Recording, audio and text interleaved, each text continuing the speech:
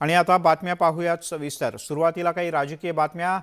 एकनाथ शिंदे गटाचे मुख्य नेते एकनाथ शिंदे यांनी गटाचं मुख्यालय हे ठाण्यातल्या टेंभी नाका इथे असल्याचं आपल्या लेटर हेडवर स्पष्टपणे नमूद केलंय।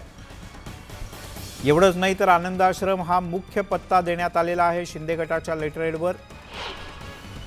शिंदे गटानं त्यांच्या कार्यालयाचा पत्ता अखेर जाहीर केला आणि तो आहे ठाण्याचं आनंद आश्रम टेंभी नाका।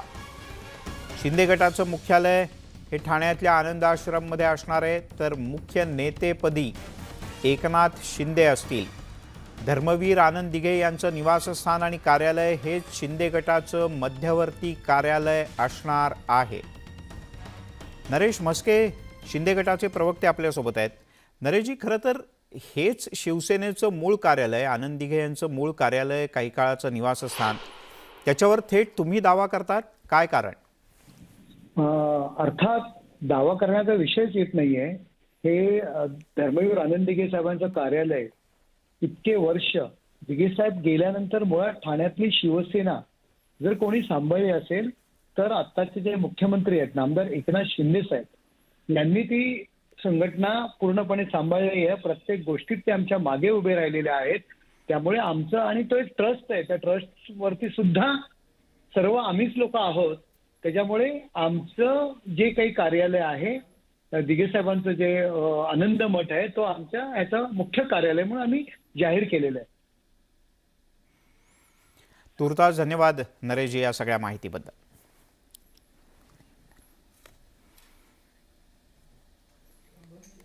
तिकडे शिवसेना आणि दसरा मेळावा हे आतापर्यंतचं एक समीकरण आहे। विचारांचं सोनं लुटण्यासाठी मोठ्या संख्येनं शिवसैनिक शिवतीर्थावर हजर राहतात। यंदा मात्र शिंदे गट शिवसेनेतून फुटल्यानंतर शिवसेनेच्या या दसरा मेळाव्याकडे सगळ्यांचं लक्ष लागलंय। ठाकरे गटाकडून दसरा मेळाव्यासाठी पालिकेकडे अर्ज दाखल करण्यात आलाय, मात्र त्यावर अद्याप निर्णय झालेला नाही। त्यातच शिंदे गट दसरा मेळावा हायजॅक करणार असल्याची चर्चा आहे। या सर्व पार्श्वभूमीवर शिवसेना आणि शिंदे गटात कलगीतुरा रंगलेला पाहायला मिळू शकतो। हिंदुस्तान एकमेव हिंदू हृदय सम्राट सरसेनापती महानेता माननीय शिवसेना प्रमुख श्रीमान बाळासाहेब ठाकरे यांचा शिंदे गटाची दसरा मेळाव्यावर नजर।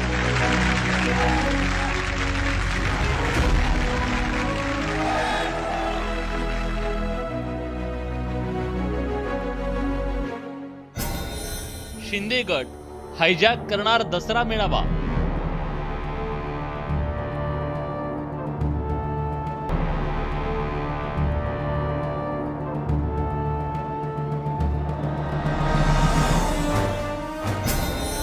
दसरा मेळाव्यावरून रंगणार कलगीतुरा।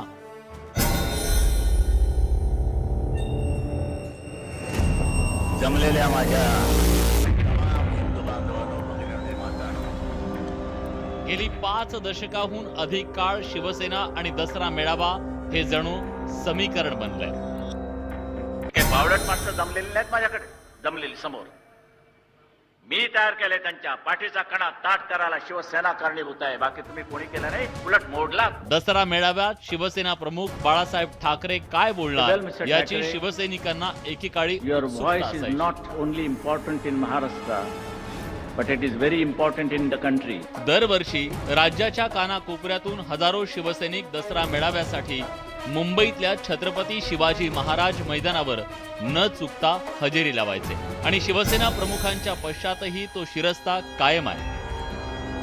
आम्हावरती जे काही प्रेम करत आहात, जो विश्वास दाखवत आहात, हा तुमचा मोठेपणा। यंदाही शिवसैनिकांना दसरा मेळाव्याचे वेध लागलेत। खरं तर गेल्या 2 महिन्यात शिवसेनेत बरीच राजकीय उलथापालथ झाली। शिंदे गटाच्या बंडामुळे शिवसेनेला जोरदार धक्का बसला। आपलीच खरी शिवसेना असल्याचा दावा शिंदे गटाकडून करण्यात आल्यानं सेनेचा दसरा मेळावा शिंदे गटाकडून हायजॅक केला जाण्याची चर्चा राजकीय वर्तुळात रंगली आहे। जे सगळं तुम्ही बघताय साधारणपणे दसरा मेळावा हा शिवसेनेचा असतो आणि शिवसेनेचाच राहणार, पण मला वाटतं हा शिवसेनेचा विषय आहे आणि शिवसेना शिवतीर्थावर नेहमीच दसरा मेळावा करत आलेली आहे।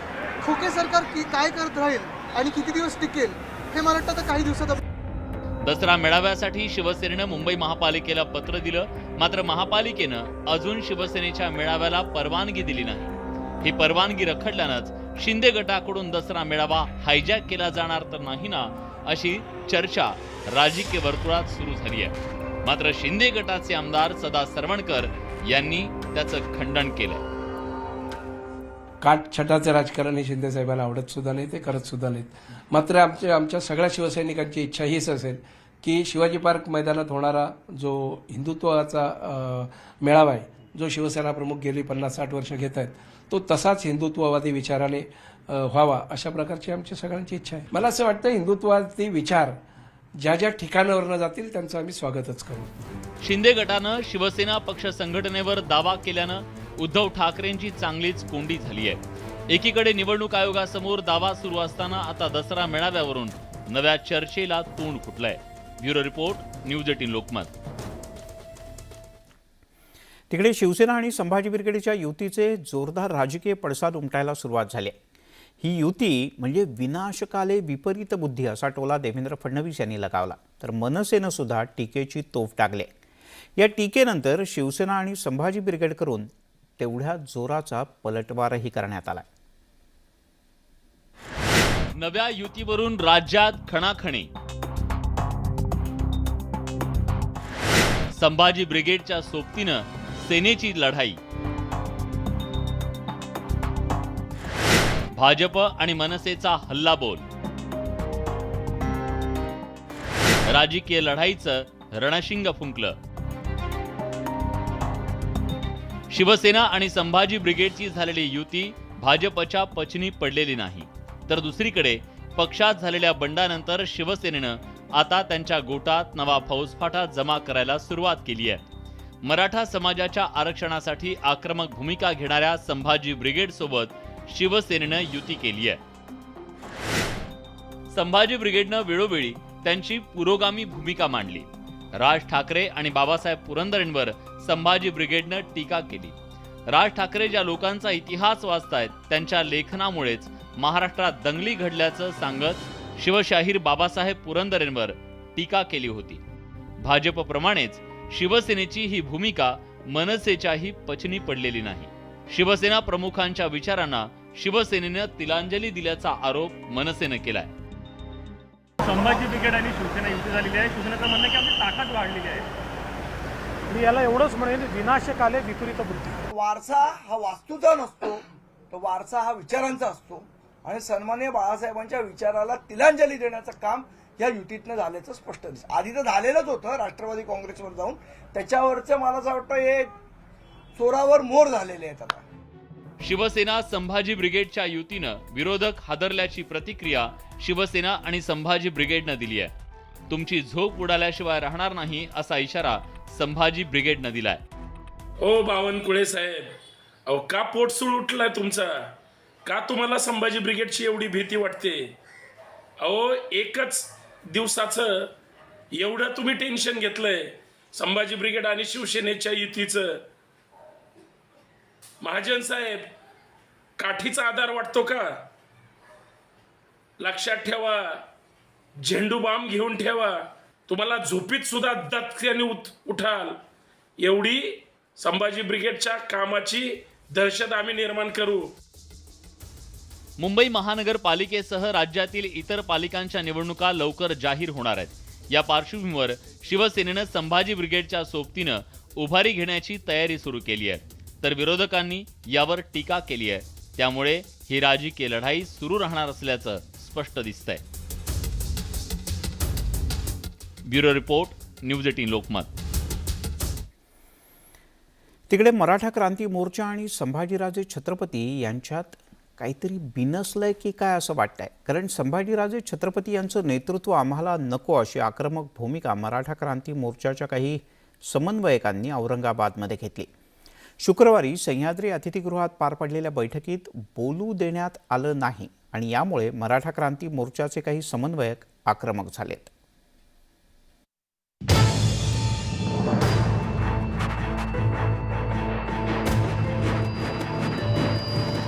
मराठा आरक्षणाच्या लढ्यात मराठा क्रांती मोर्चा सुरुवातीपासूनच आघाडीवर होता. राज्यभरात विविध मोर्चे काढून आणि आंदोलनाच्या माध्यमातून मराठा क्रांती मोर्चानं आरक्षणाची लढाई सुरू ठेवली आहे. या लढ्यात संभाजीराजे छत्रपती हिरिरीने सहभागी झाले. मात्र आता त्यांच्यात मतभेद निर्माण झालेत. शुक्रवारी रात्री देखील मराठा आरक्षणावर चर्चा करण्यासाठी सह्याद्री अतिथीगृहावर बैठक झाली. या बैठकीला मुख्यमंत्री एकनाथ शिंदे, उपमुख्यमंत्री देवेंद्र फडणवीस, महसूल मंत्री राधाकृष्ण विखे पाटील, अर्जुन खोतकर, संभाजीराजे छत्रपती आणि मराठा मोर्चाचे नेते सुद्धा उपस्थित होते. मात्र या बैठकीत बोलूच दिलं नसल्याचा आरोप मराठा क्रांती मोर्चानं केलाय. तसंच छत्रपती संभाजीराजेंचं नेतृत्वच मान्य नसल्याचं मराठा क्रांती मोर्चाच्या समन्वयकांनी सांगितलं. नेतृत्व करण्याची यांना जबाबदारी दिली कोणी सांगितलं हे आमचं नेतृत्व आहे, आम्हाला अजिबात मान्य नाही. आमचं कोणीही नेतृत्व नाही. आम्ही पहिल्यापासून सांगितलं होतं छत्रपती शिवराय हेच आमचं नेतृत्व. म्हणून आज या ठिकाणी आम्ही इशारा देतोय, तुम्ही तुमच्या बैठका रात्रीच्या अंधारात घेता. नेमकं चाललंय काय तुमचं? सर्व व्यापक बैठक घ्यायला तुम्हाला नेमकं कारण काय? का बैठक घेत नाही तुम्ही? सर्व लोकांना तुम्ही का बोलवत नाहीये?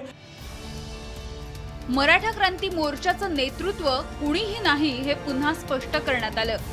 जवळचा एखादा माणूस हाताशी धरून जर तुम्ही त्या नेतृत्वाला पुढे करून जर आपल्या राजकीय पोळ्या भाजून घ्यायचा जर प्रयत्न करत असेल तर लक्षात ठेवा, तुम्हाला पळता भुई थोडी होईल. अशा प्रकारे तुमची अवस्था आम्ही केल्याशिवाय राहणार नाही. संभाजीराजे छत्रपतींनी फेसबुक पोस्टच्या माध्यमातून त्यांची भूमिका मांडली आहे. तर संभाजीराजे छत्रपतींना कोणी नेतृत्वाचे दाखले देऊ नयेत अशी भूमिका धनंजय जाधव यांनी घेतली आहे. बैठकीत सरकारचे प्रतिनिधी सकारात्मक प्रतिसाद देत होते, त्यामुळे काही समन्वयकांचं पोट दुखू लागलं अशी टीका जाधव यांनी केली. मराठा समाजाच्या विषयावरती चर्चा होणार होती.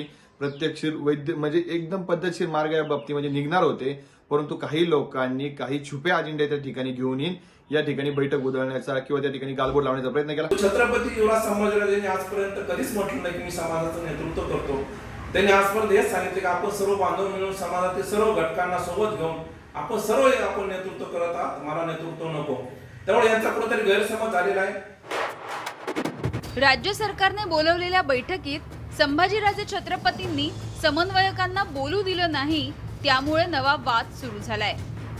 आम्ही छत्रपती शिवाजी महाराजांच्या गादीचा सन्मान करतो, मात्र संभाजीराजे छत्रपतींचं नेतृत्व मान्य नाही अशी भूमिका मराठा क्रांती मोर्चानं घेतली आहे. आणि त्यामुळे आता निर्माण झालेला तिढा कसा सुटणार हा सुद्धा प्रश्न निर्माण झालाय. पुण्याहून चंद्रकांत फुंदेसह सिद्धार्थ गोदाम, न्यूज 18 लोकमत, औरंगाबाद. आता आणखीन एक मोठी बातमी. कर्जत जामखेडचे आमदार रोहित पवार हे ईडीच्या रडारवर आले. रोहित पवार यांच्याशी संबंधित ग्रीनेकर नावाच्या कंपनीची ईडीनं चौकशी सुरू केली आहे. रोहित पवार 2006 ते 2012 या दरम्यान ग्रीनेकर कंपनीचे संचालक होते. या कंपनीत रोहित पवार यांच्यासह एकूण 4 संचालक होते. ग्रीनेकर कंपनीच्या माध्यमातून मोठ्या प्रमाणात पैसा देशाच्या बाहेर पाठवण्यात आल्याचा ईडीला संशय आहे. रोहित पवार यांच्या संदर्भात एक तक्रार ईडीकडे दाखल झाली होती, त्यावरून आता चौकशीला सुरुवात झाली.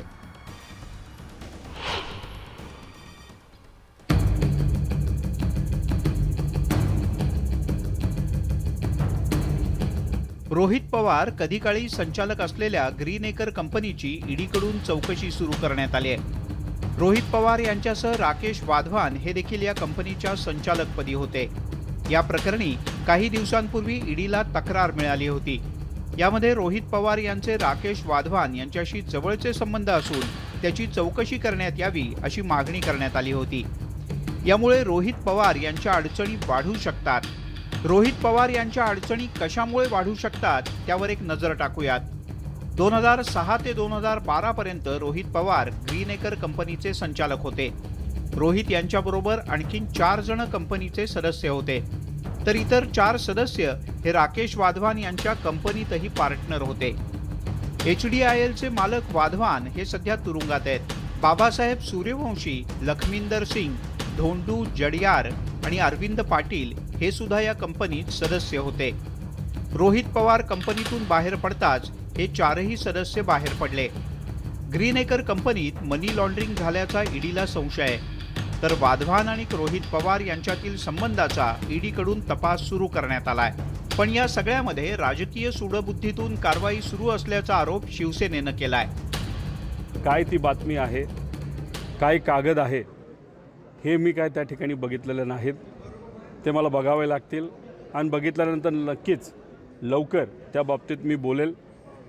आणि जे काही लोक असतील, जे कोणी त्याच्यामध्ये मला बोलावतील, जे काही यंत्रणा त्या ठिकाणी असेल, आधीही सहकार्य केलेलं आहे. त्यांचे जे अधिकार आहेत त्या अधिकारांमध्ये जे काही करतायत, परंतु अशा प्रकारची जी काही प्रक्रिया किंवा अशा प्रकारचं जे हे एक सूडबुद्धीनं महाराष्ट्रामध्ये राबवलं जातं, वेगवेगळ्या पद्धतीमध्ये, वेगवेगळ्या आणि विरोधकांच्या विरोधामध्ये, ते कुठंतरी सूडबुद्धीने होऊ नये, राजकीय सूडबुद्धीने याचा वापर होऊ नये. शिवसेनेनं सूडबुद्धीने कारवाई होत असल्याचा आरोप केलेला असतानाच दुसरीकडे भाजपनं या सगळ्या प्रकरणावर सावध प्रतिक्रिया दिली आहे. टार्गेट पवार कुटुंब असं कुठेतरी दिसतंय का? टार्गेट पवार कुटुंब. मी नेहमीच या विषयावर असं म्हणत आलेलो आहे की भारतीय घटनेप्रमाणे या सगळ्या स्टॅट्युटरी नाही आहेत, या कॉन्स्टिट्युशनल बॉडीज आहेत. मग त्याच्यामध्ये CBI असेल, ED असेल किंवा निवडणूक आयोग असेल, इन्कम टॅक्स असेल, घटनेच्या अंतर्गत असणाऱ्या स्वायत्त बॉडीजवर माझ्यासारख्या जबाबदार माणसाने बोलणं उचित नाही. राज्यात सत्ताधारी आणि विरोधकांमध्ये दररोज सामना होतोय. आता तर रोहित पवार ईडीच्या रडारवर असल्यानं राजकीय संघर्ष आणखीनच चिघळण्याची शक्यता आहे. Bureau report, news 18 Lokmat. या सगळ्यामध्ये राष्ट्रवादी काँग्रेसचा तिसरा आमदार सुद्धा गोत्यात येतो का काय, अशा प्रकारची चिन्ह आहेत. कारण आमदार रोहित पवार हे ईडीच्या रडारवर आहेत. ग्रीन एकर कंपनीची ईडीकडून चौकशी सुरू झाली आणि रोहित एकर हे ग्रीन एकर कंपनीचे संचालकही आहे. पाहूयात नेमकं काय होतं ते. वळूयात पुढच्या बातमीकडे. शिवसेनेतील आणखीन एक आमदार शिंदे गटाच्या वाटेवर असल्याची चर्चा राजकीय वर्तुळात सुरू आहे. खरं तरी चर्चा गेल्या बऱ्याच दिवसांपासून आहे. हे आमदार आहेत राजापूरचे शिवसेनेचे आमदार राजन साळवी. नुकतीच त्यांनी सार्वजनिक बांधकाम मंत्री रवींद्र चव्हाण यांच्याशी बंद दाराआड प्रदीर्घ चर्चा केली.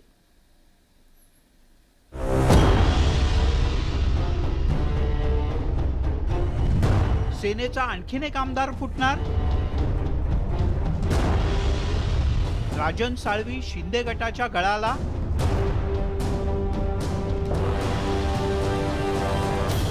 शिवसेनेला आणखीन एक धक्का. शिंदे गटाच्या बंडानंतर शिवसेनेतील आणखीन एक आमदार फुटीच्या उंबरठ्यावर असल्याची चर्चा सुरू झाली आहे आणि त्याला कारणीभूत ठरले राजन साळवी आणि सार्वजनिक बांधकाम मंत्री रवींद्र चव्हाण यांची भेट. कोकणाच्या दौऱ्यावर असलेल्या रवींद्र चव्हाण यांनी राजन साळवी यांची शुक्रवारी भेट घेतली. लांजा इथल्या शासकीय विश्रामगृहात या दोन्ही नेत्यांमध्ये बंद दाराआड बराच वेळ चर्चा झाली. या भेटीमुळे राजन साळवी शिंदे गटाच्या मार्गावर असल्याच्या चर्चेला उधाण आलं. कोकणातील भाजपचे नेते प्रमोद जठार यांनी याविषयी सूचक वक्तव्य केलंय.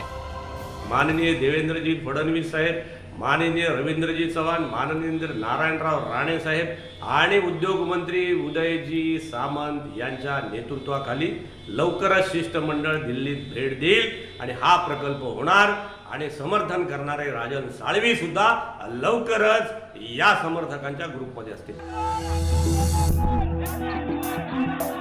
कोकणातील धोपेश्वर रिफायनरी प्रकल्पाविषयी आमदार राजन साळवी यांनी अनुकूल भूमिका घेतली होती, तर शिवसेनेचे खासदार विनायक राऊत यांचा या प्रकल्पाला विरोध आहे. या प्रकल्पावरून या दोन्ही नेत्यांमध्ये सुप्त राजकीय संघर्ष सुरू असल्याचं बोललं जातं. आता शिवसेनेतल्या बंडाच्या पार्श्वभूमीवर राजन साळवी ठाकरेंची साथ सोडून शिंदे गटात जाणार असल्याची शक्यता वर्तवली जाते. पण राजन साळवी यांनी मात्र या सगळ्या चर्चांचं खंडन केलंय. कोकणामध्ये शिवसेना ही मजबूत आहे, मजबूत राहणार आहे. भविष्यामध्ये कोणी या शिवसेनेची चिंता करण्याची कारण नाही. राजन साळवी हे राजापूरचे शिवसेनेचे आमदार असून 40 आमदारांच्या बंडानंतरही त्यांनी उद्धव ठाकरे यांची साथ सोडलेली नाही. साळवी यांची आमदारकीची ही तिसरी टर्म असून महाविकास आघाडीच्या सत्तेत त्यांना मंत्रिपदाची संधी काही मिळाली नाही. मात्र 2019च्या विधानसभा निवडणुकांपूर्वी राष्ट्रवादीतून शिवसेनेत आलेल्या उदय सामंत यांना मात्र उद्धव ठाकरे यांनी मंत्रिपदाची संधी दिली. मात्र नुकत्याच शिवसेनेतल्या बंडात उदय सामंत यांनी शिंदे गटाची वाट धरली. या सगळ्या घडामोडींच्या पार्श्वभूमीवर राजन साळवी यांनी सार्वजनिक बांधकाम मंत्री रवींद्र चव्हाण यांची घेतलेली भेट महत्त्वाची मानली जाते. Bureau report, news 18 Lokmat. आता एक वेगळी स्टोरी. राज्याचे सार्वजनिक आरोग्य आणि कुटुंब कल्याण मंत्री तानाजी सावंत यांचा 2 दिवसांचा पुणे दौरा वादाच्या भोवऱ्यात सापडलाय. आणि मंडळी, त्याचं कारणसुद्धा तसंच आहे. कारण शुक्रवार संध्याकाळपासून 2 दिवसांच्या पुणे दौऱ्यावर ते आहेत. पण यात वाद नेमका काय आहे पाहूयात. आरोग्यमंत्र्यांच्या शासकीय दौऱ्याची राज्यभर चर्चा. शासकीय दौऱ्यात घर ते ऑफिस चक्रात चक्रा. सोशल मीडियावरच्या तुफान चर्चेनंतर दौऱ्यात बदल.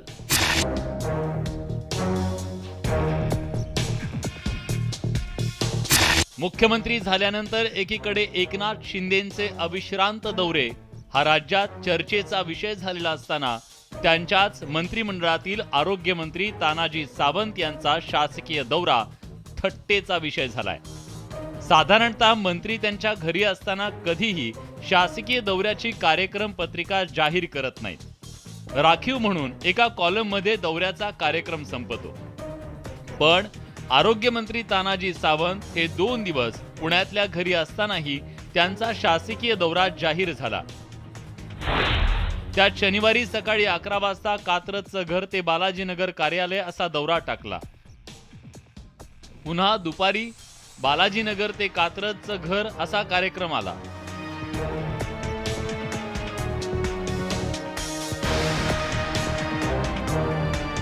रात्री 8 वाजता कात्रजचं घर ते बालाजीनगर ऑफिस असा दौरा आला. 1.5 किलोमीटरच्या परिघात 2 दिवसात तब्बल 8 चक्रा मारण्याचं त्यांचं तगडं नियोजन होतं. पण आरोग्यमंत्र्यांचा हा दौरा सोशल मीडियावर तुफान व्हायरल झाला.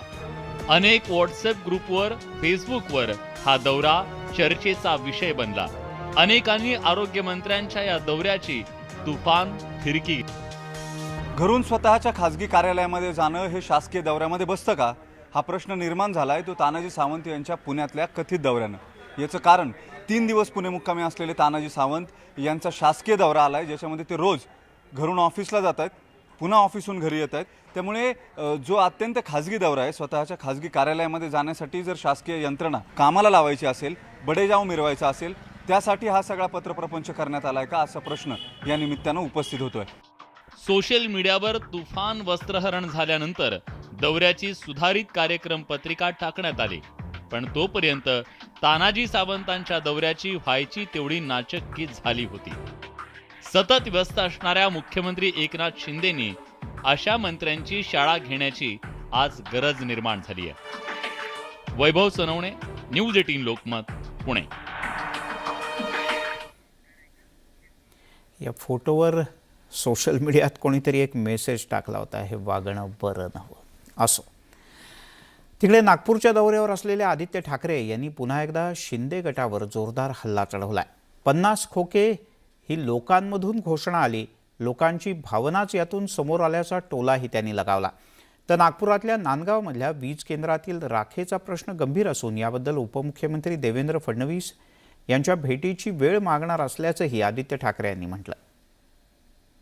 ती पण आपण बघितलं असेल, ही जी काही घोषणा आहे ती आम्ही जेव्हा विधानभवनाच्या पायऱ्यांवर होतो ती कुठून आली? लोकांमध्ये जी काही भावना आहे 50 खोके एकदम ओके, ती सगळीकडे सर्वत्र पसरलेली आहे. आपण बघा, लहान मुलांमध्ये देखील ते माहिती आहे, सगळ्यांना खोक्याचा अर्थ माहिती आहे. आता वेगळे वेगळे आकडे देखील लावत आहेत. आता हे आम्ही नाही बोललेलो, हे लोकांमधून आलेलं आहे. आता कुठचे खोके कुठच्या राज्यात, हे वेगळ्या वेगळ्या गोष्टी आता सगळे बोलायला लागले. जेव्हा नांदगावची एक पहिली बैठक झालेली जानेवारीमध्ये, त्याच्यानंतर फेब्रुवारीमध्ये मी लगेच आलेलो. त्यानंतर आतापर्यंत साधारण जूनच्या पहिल्या आठवड्यापर्यंत मोठ्या प्रमाणात तिकडची ॲश काढली गेली. एक तर फ्लॅश डम्पिंग थांबवलं, ते चुकीच्या पद्धतीने होत होतं. जेव्हा फ्लॅश एक पॉन्ड बनवतो त्याला प्लॅस्टिकचं लाइनिंग वगैरे लागतं, ते काहीच नव्हतं. खरं ॲश रस्त्यांमध्ये, सिमेंटमध्ये वापरू शकतो आणि आपलं खूप मोठं राज्याचं नुकसान होतंय, हे देखील आपण लक्षात घेत नाहीये. मी उपमुख्यमंत्री महोदयांची पुढच्या आठवड्यात वगैरे भेट मागणार आहे, कारण हा विषय महत्त्वाचा आहे. तिकडे दापोलीमध्ये वादग्रस्त साई रिसॉर्टवरून पुन्हा एकदा राजकारण तापतंय.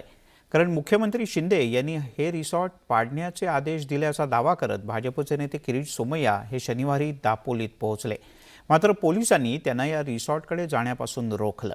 पाहूयात एक खास रिपोर्ट. आणि हे तर 5 स्टार हॉटेल. एका रूमचे एका खोलीचं भाडं एका दिवसाचं किती आहे माहित आहे? 35,000 रुपये एका दिवसाचं. भाजपचे नेते किरीट सोमय्या मोठा गाजावाजा करत शनिवारी दापोलीत पोहोचले होते. त्यांनी सोबत प्रतिकात्मक हातोडा देखील आणला होता. दापोलीतील वादग्रस्त साई रिसॉर्टवर हातोडा मारण्यासाठी आलेल्या सोमय्यांच्या या दापोली दौऱ्याकडे सर्वांचं लक्ष लागलं होतं. रत्नागिरीच्या खेड रेल्वे स्थानकावर भाजपच्या कार्यकर्त्यांनी मोठ्या जल्लोषात त्यांचं स्वागत केलं. तिथून ते दापोलीकडे रवाना झाले.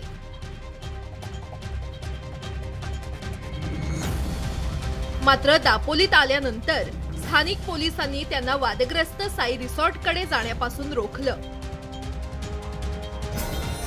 त्यामुळे मोठा लवाजमा घेऊन आलेल्या किरीट सोमय्यांना आल्या हाती माघारी फिरावं लागलं. मात्र लवकरच रिसॉर्ट पाडलं जाईल असा दावा सोमय्या यांनी केलाय. रिसॉर्ट पाडण्याची प्रक्रिया आजपासून सुरू झालेली आहे. महिनाभरात मला खात्री आहे की एजन्सी पण ठरली असेल आणि रिसॉर्ट पाडण्याचं काम सुरू झालेलं आहे. दापोलीतील समुद्रकिनारी असलेला साई रिसॉर्ट हा माजी मंत्री अनिल परबांच्या मालकीचा असल्याचा सोमय्यांचा आरोप आहे. CRZचं उल्लंघन करून हे बांधकाम करण्यात आल्याचं सोमय्यांचं म्हणणं आहे. या प्रकरणी सोमय्यांनी राज्य सरकारसह केंद्रीय पर्यावरण मंत्रालय आणि ईडीकडे देखील तक्रार केली आहे. महाविकास आघाडीच्या काळात सोमय्यांनी या रिसॉर्टवरून अनिल परब यांना टार्गेट केलं होतं.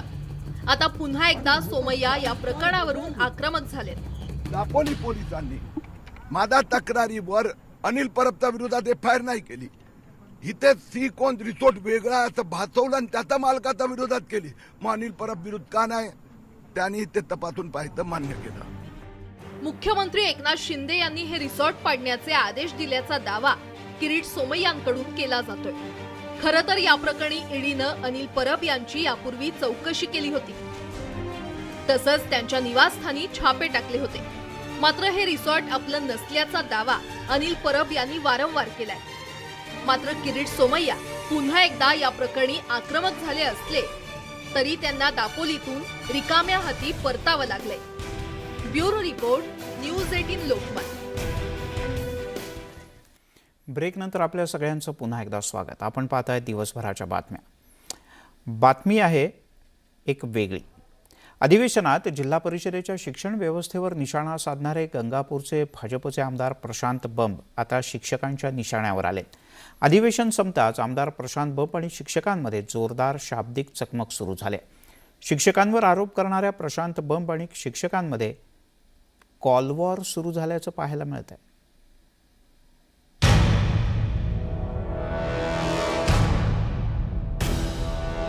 लोकप्रतिनिधी अधिवेशनात काय बोलतात, कोणती भूमिका मांडतात यावर मतदारही व्यक्त होऊ लागले. असाच काहीसा प्रकार नुकताच झालेल्या राज्याच्या पावसाळी अधिवेशनानंतरही पाहायला मिळाला. त्याला कारण ठरलंय गंगापूरचे भाजप आमदार प्रशांत बंब यांनी केलेले आरोप. बंब यांनी अधिवेशनात जिल्हा परिषदेच्या शिक्षण व्यवस्था आणि शिक्षकांवर जोरदार निशाणा साधला. यावरून शिक्षक चांगलेच आक्रमक झाले.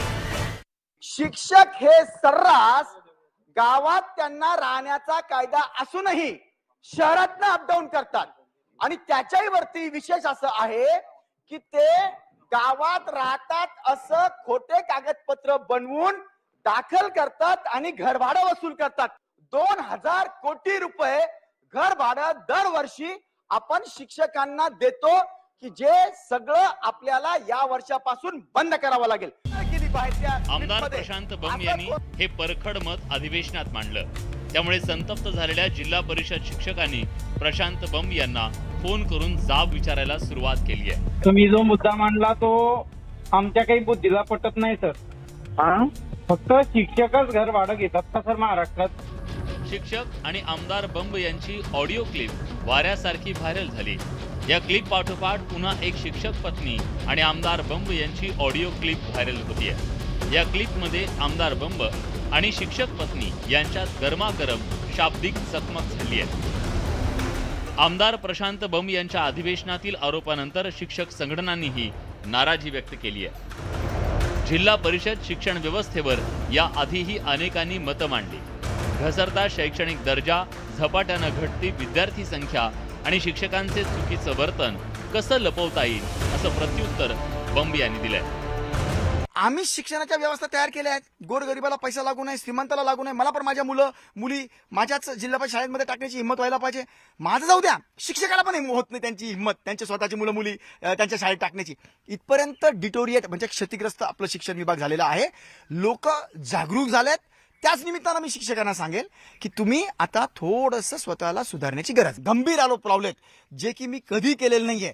त्या आरोपांकरता मी त्यांच्यावर माझ्या अब्रू नुकसानीचा दावा नक्की दाखल करणार. आमदार प्रशांत बंब यांनी अधिवेशनात मांडलेली भूमिका 100% खरी नसेलही, पण जिल्हा परिषद शाळांमध्ये खरंच सुधारण्याची गरज आहे.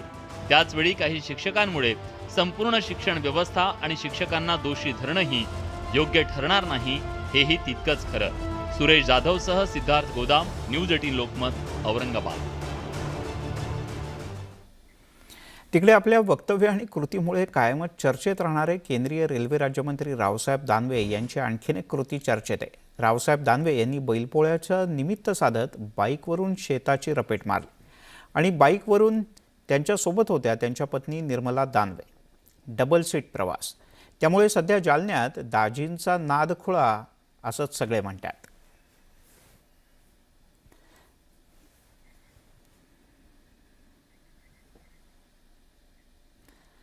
वळूयात पुढच्या एका बातमीकडे.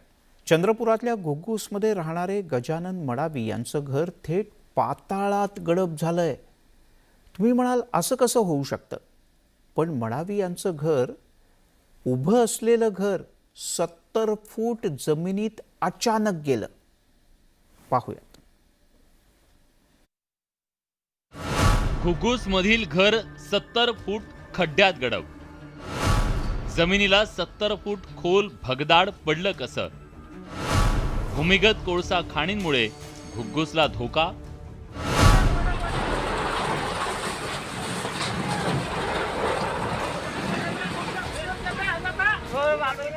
कोळसा खाणींचं शहर असलेल्या घुग्गुस शहरात हे कोसळतं घर पहा.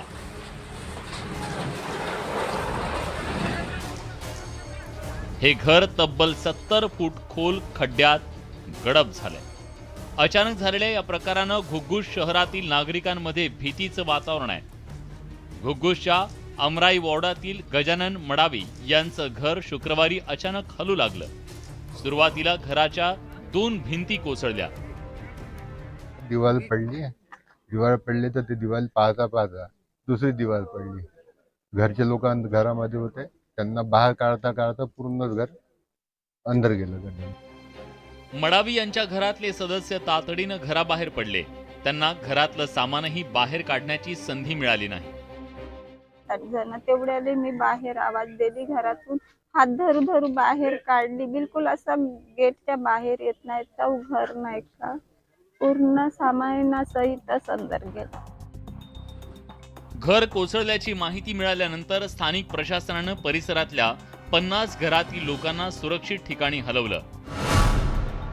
घुग्गुस परिसरात अनेक भूमिगत कोळसा खाणी होत्या. कोळसा खाणी बंद करताना त्यात वाळू भरण्यात आली होती, पण पूर आणि भूगर्भातल्या हालचालींमुळे जमिनीखाली एक मोठी पोकळी निर्माण झाल्याची शक्यता आहे. त्यामुळे जमिनीला भगदाड पडल्याचा प्राथमिक अंदाज आहे. रात्रीच जिओलॉजिस्ट आणि WCL मायनिंगचे जे सेफ्टी ऑफिसर आहेत त्यांनी व्हिजिट केलेली आहे आणि आज जर WCLचा जो मायनिंग प्लॅन असेल त्यानुसार त्याचे सर्व ओपिनियन घेऊन नक्की याचं कारण कशामुळे ही घटना घडलेली आहे ते आज आपल्याला स्पष्ट होईल. चंद्रपूर जिल्ह्यात ठिकठिकाणी भूमिगत कोळसा खाणी आहेत. घुग्गुसमध्ये घडलेली घटना पाहता इतर कोळसा खाणींच्या परिसरात राहणाऱ्या लाखो नागरिकांच्या जीविताला धोका निर्माण झालाय. हैदर शेख, न्यूज 18 लोकमत, चंद्रपूर. आणि आता आणखीन एक धक्कादायक बातमी. न्यूज 18 लोकमतच्या बातमीनंतर पोलीस यंत्रणा खडबडून जागी झाली. कारण नगर जिल्ह्यातल्या श्रीरामपूरमधून लव जिहाद प्रकरणात पोलिसांनी एकाला नव्हे तर 2 मुलींची सुटका केली आणि पोलीस आता काही जणांच्या भोवतीचा फास आवळतात. हे सगळं प्रकरण अतिशय गंभीर असल्यानं राज्यभरात पोलिसांनी कसून तपास करण्याची गरज निर्माण झाली.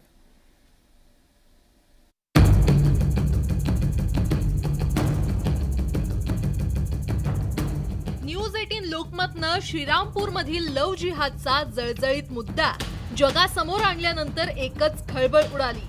लव जिहादमधील पीडित कुटुंबाची व्यथा न्यूज 18 लोकमतनं दाखवली. त्यामुळे हा मुद्दा किती गंभीर आहे याची सर्वांना जाणीव झाली. आता पोलिसांनीही धडक कारवाईला सुरुवात केली आहे. पोलिसांनी लव जिहादमधील पीडित 2 मुलींची सुटका केली आहे. एक प्रकार उघडकीस आल्यानंतर पोलिसांनी पुढे 2 प्रकार उघडकीस आणले, ज्याच्यामधील मुलींना आपण सुरक्षित ठिकाणी सुद्धा नेऊ शकलो.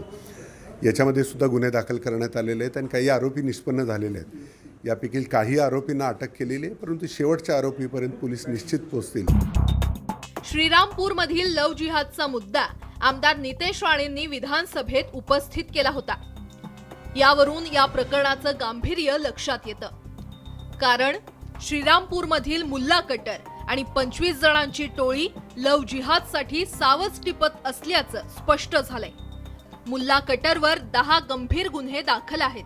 मुल्लानं अनेक मुलींचा अमानुष छळ करून त्यांना वाममार्गाला लावल्याचा आरोप केला जातोय. 13 वर्षाच्या मुलीचा मशिदीत निकाह लावणाऱ्या मौलानावर देखील कारवाई करण्याची मागणी करण्यात येते. लव जिहादच्या माध्यमातून अत्याचार केल्यानंतर मुलींना वेश्या व्यवसायात ढकललं जातं. त्यामुळे या गंभीर प्रकरणाची पाळेमुळे खणून काढण्यासाठी पोलीस सरसावले. नागरिकांनाही आव्हान आहे की अशा प्रकारची कुठलीही बातमी जर कुणाला असेल तर ती सरळ येऊन पोलिसांना द्यावी. याच्यामध्ये गोपनीयता आवश्यक असेल तर मी निश्चित आश्वासित करतो की गोपनीयता पाळली जाईल आणि जिथे महिलांच्या संदर्भातले किंवा मुलांच्या बाबतीत काही प्रकार असतील पॉस्को अंतर्गत तर त्याच्यामध्ये गोपनीयता ठेवून पोलीस स्वतः फिर्याद होऊन सुद्धा याच्यामध्ये गुन्हे दाखल करतील. एकट्या श्रीरामपूर शहर आणि परिसरात लव जिहादचं विष किती पसरलंय हे आता स्पष्ट झालंय. तर मग राज्यात किती गंभीर स्थिती असेल याचा अंदाजच केलेला बरा. त्यामुळे पोलीसच नव्हे तर सर्वसामान्य नागरिकांनी देखील जागरूक राहून लव जिहादचा धोका नष्ट करण्याची गरज आहे. हरीश दिमोटे, न्यूज 18 लोकमत, श्रीरामपूर. पाहुयात या सगळ्या प्रकरणाच्या तपासानंतर आणखीन काय काय गोष्टी पुढे येतात ते. तिकडे नागपुरातील प्रसिद्ध मारबत मिरवणुकीमध्ये चालू घडामोडींवर भाष्य करणारे बडगे आकर्षणाचं केंद्रबिंदू ठरले. या बडग्यांमधून यंदा थेट 50 खोके एकदम ओके, लवासा आणि बारामती ओके अशा प्रकारची बॅनरबाजी सुद्धा करण्यात आली आणि राजकीय टोलेबाजी. तर यंदाच्या बडग्यांनी कसे रंग उधळले पाहूयात.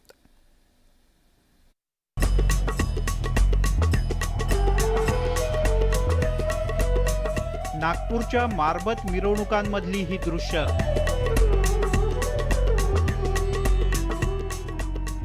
या अभिनव प्रथेत वेगवेगळे विषय बडग्यांच्या माध्यमातून हाताळले जातात आणि हे बडगेच आकर्षणाचं केंद्र असतात.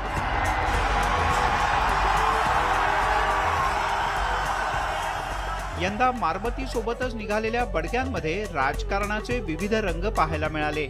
या बडग्यांच्या माध्यमातून राजकीय नेत्यांवर निशाणा साधण्यात आला. या मिरवणुकीतून लवासा आणि बारामतीपासून ते 50 खोके एकदम ओके अशा बडग्यांमध्ये टीकेचा बडगा उगारला गेला. तुम्ही जर का दूरवर बघितलं तर शेकडोची गर्दी आपल्याला या मिरवणुकीमध्ये पाहायला मिळते.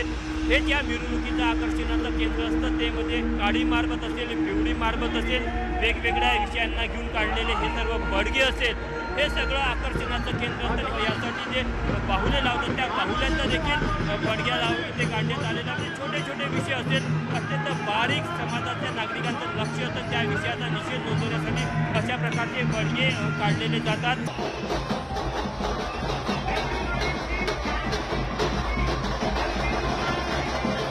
महाराष्ट्रात फक्त नागपुरातच मारबतची मिरवणूक काढली जाते. बैलपोळ्याच्या दुसऱ्या दिवशी आणि तान्ह्या पोळ्याच्या दिवशी मारबत आणि बडग्यांची शहरातून मिरवणूक निघते. यंदाच्या मिरवणुकीत राजकारण, समाजकारण आणि विविध विषयांवर निघालेल्या बडग्यांना पाहण्यासाठी नागपूरकरांनी मोठी गर्दी केली होती. जे देशातले मुद्दे आहे, रोगराईचे मुद्दे आहे, महागाईचे मुद्दे आहे, आपण देवीकडे साकडा घालतो की बा ह्या ज्या समस्या आहेत, देशातल्या ज्या समस्या असेल त्या तू घेऊन जा.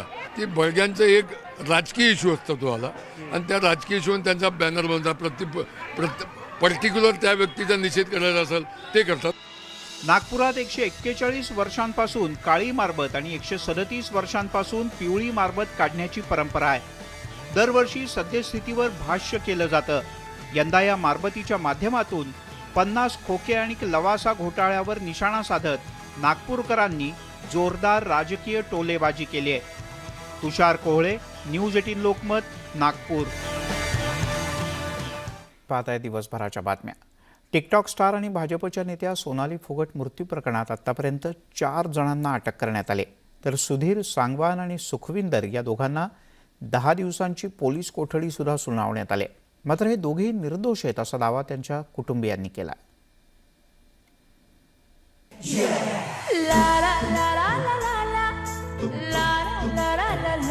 सोनाली फोगाटचे टिकटॉकवरील व्हिडिओ देशातच नाही तर विदेशात सुद्धा लोकप्रिय होते.